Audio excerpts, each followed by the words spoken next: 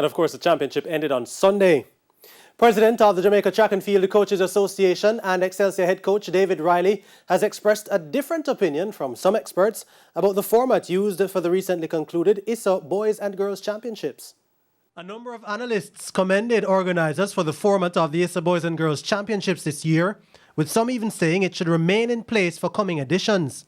The change of format included a new qualification system which limited the number of participants who made it through to the championships. But Jamaica Track and Field Coaches Association, JATAFCA President and Excelsior head coach David Riley isn't in full agreement.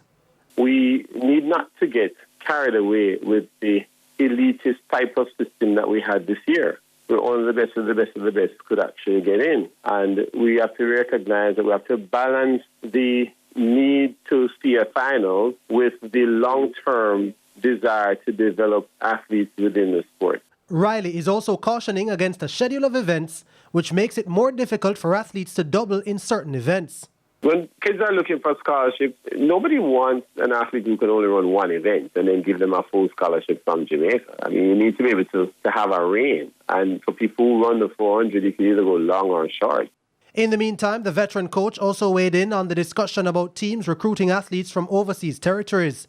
Kingston College in recent years have boasted athletes from the African continent, while Jamaica College had athletes from a number of Caribbean territories at this year's championships.